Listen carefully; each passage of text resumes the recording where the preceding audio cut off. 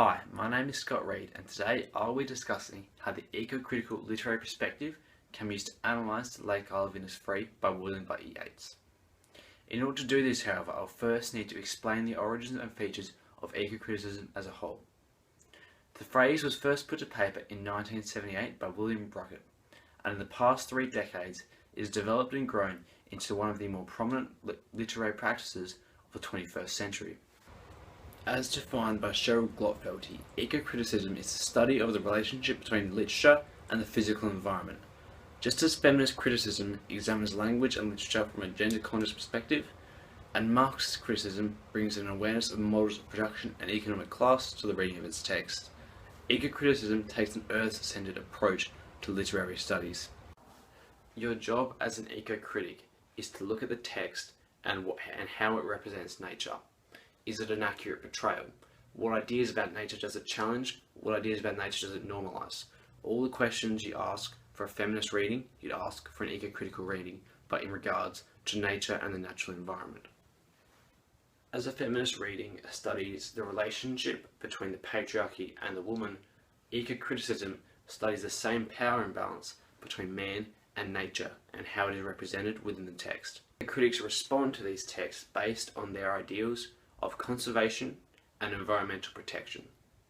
They may praise a text for its representation of nature as an integral part of human life, or criticise it for either not including it or portraying it as a means to an end, a tool to be abused by the human population. The youth of eco-criticism has led to a wide array of interpretations by notable figures within the movement, and over time individual aspects regarding the practice have shifted to suit a more modern context. The practice only began to take a concrete shape in the mid-1990s. However, there are a number of nature writers back in the 18th and 19th centuries who sought to explore man's relationship with nature, forming the basis of the theory behind the movement. Despite these writings, the movement never really took off until the rise of environmentalism in the late 20th century. However, it has continued to grow since then. In the 21st century, the environment has played a key role in the political and social spheres, with environmental issues such as global warming, climate change, and deforestation appearing in the front pages of newspapers and multinational conferences alike. As a result of this emphasis, the practice has seen a general shift away from the likes of those early nature writers and towards a more activist approach, highlighting the toxic elements of the human treatment of nature and foregrounding potential solutions. Rather than looking at the environment as a means of self-discovery, the more modern versions of eco-criticism tend to place the environment as an endangered minority of sorts, like a woman in a feminist reading or the Aboriginal population in a post-colonialist reading. Eco-criticism is also used frequently in conjunction with the feminist literary perspective, analysing how natural surrounds can comment on the mistreatment of the women within the patriarchy. Any study of eco-criticism must include a timeline of the significant figures, as the ideas and inspirations from these certain individuals has shaped the movement as a whole. Perhaps the very first person to give an eco-critical reading of any text is John Burroughs, who wrote criticisms of non-fiction nature writing and their misinterpretation of nature. His primary issue was with the manipulation of truth to entertain, saying that truth has a value in of itself and our authors shouldn't anthropomorphise the natural world in order to appeal to children. This really was the very first example of someone looking at the way literature was being presented in text and criticising it, the predecessor to eco-criticism. Writing during the same period in the mid-18th century was Henry David Thoreau. While his work cannot be seen as pieces of eco-criticism like Burroughs, he was one of the first to analyse the relationship between mankind and nature, and his writings can be seen as a predecessor to the theory behind the environmentalist and eco-critical movements. As a transcendentalist, he challenged the societal norms surrounding the perceival and treatment of nature, primarily through Walden, his tour de force, if you will. The novel recounted his time spent living alone in nature and explored his personal connection to the land, presenting nature as a means of self-discovery. Only by immersing oneself in nature and living deliberately, as he put it, could we come to truly live. I'll talk about Walden in more depth later on, but for now know that it provided the basis of the development behind the theory of eco-criticism.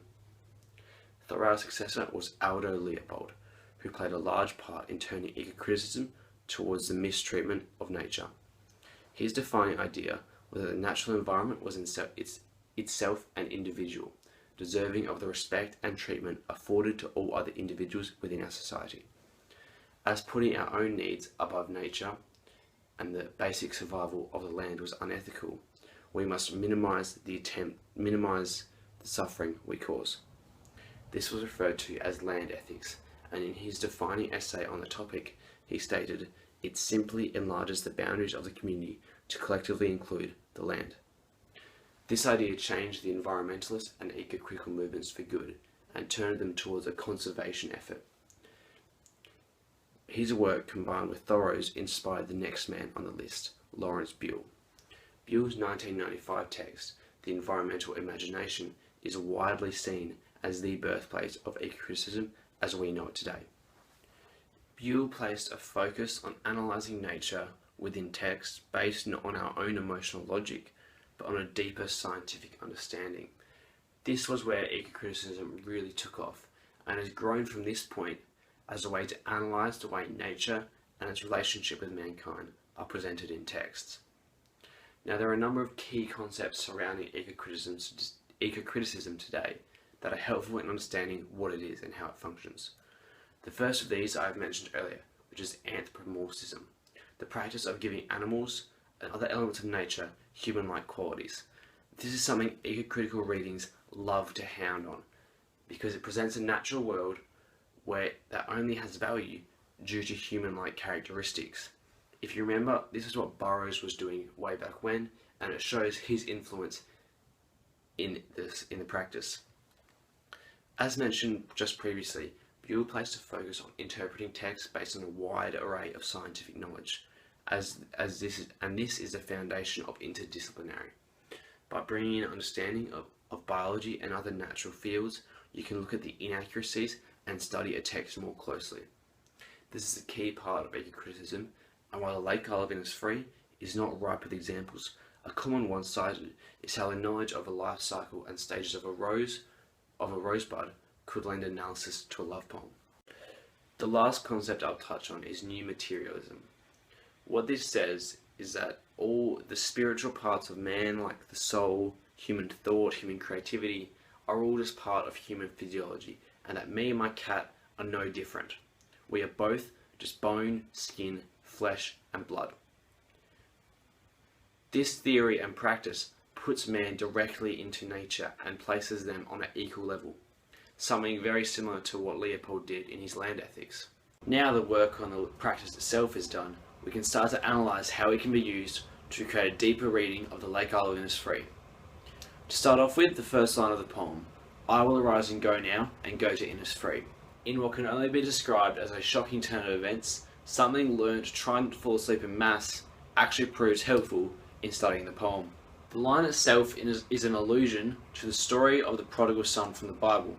This parable tells of an ambitious young man who asks and begs his father for his inheritance to be given to him early.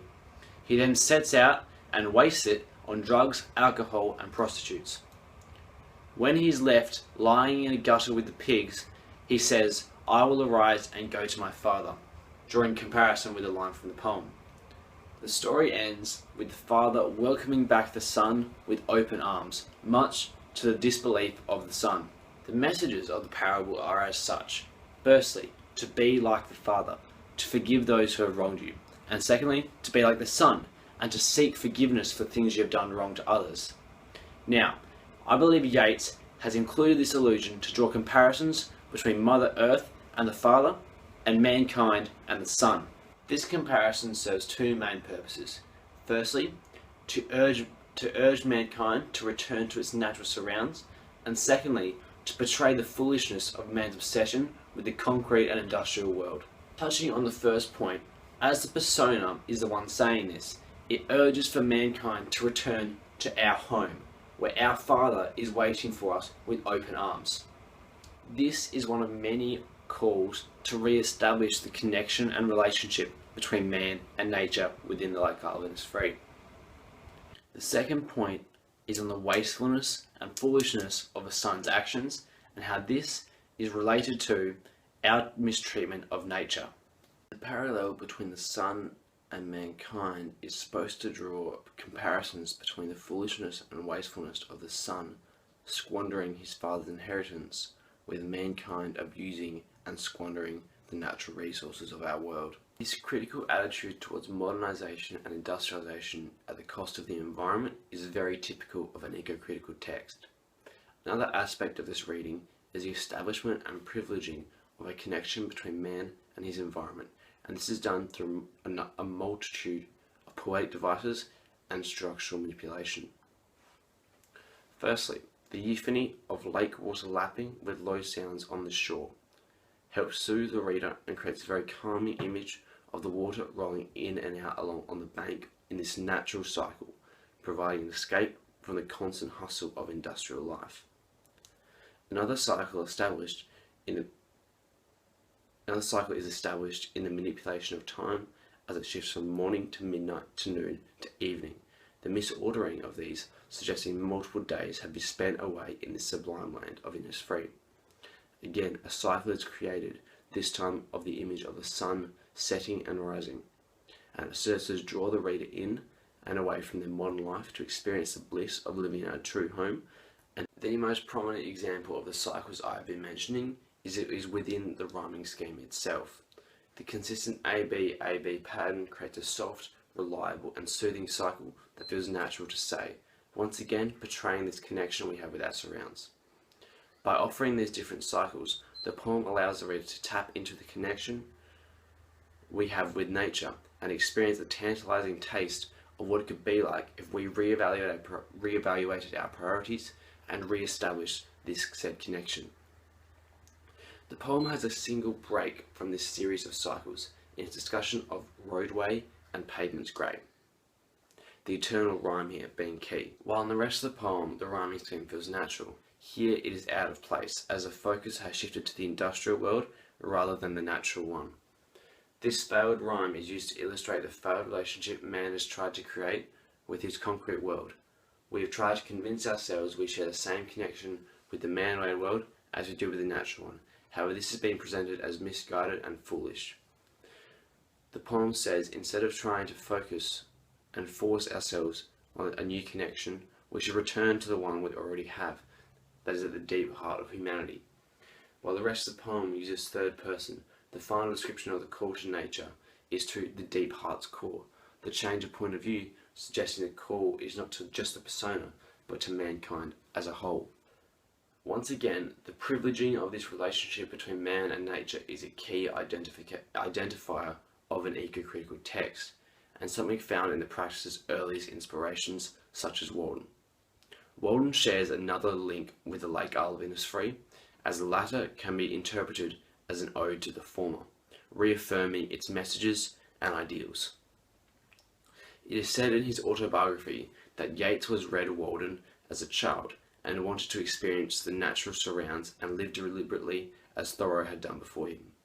While he never undertook such a retreat, this poem can be seen as his way of celebrating the values presented in Walden. The two share many similarities, and these can be seen as as purposeful allusions on part of Yeats to connect his work with the one he idolised. The first of these being the reference to the small cabin, very similar to the one Thoreau spent his books living in.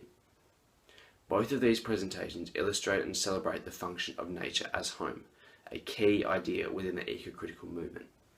After all, the word oikos, the Latin word for echo, means house or home. Inherently, eco-criticism is a study of the representation of nature as home. Another allusion is of the 9 bean rows he intends to build. In Walden, Thoreau lives off acres of such rows and illustrates that a capitalist system, typically seen as a destructor of the natural world, can still function without this said destruction if proper care is afforded. Again, by connecting his poem with this aspect of Walden, Yeats portrays the same message of environmental conservation to a more modern audience. As mentioned before, this is one of the key tenets of any modern eco-critical reading.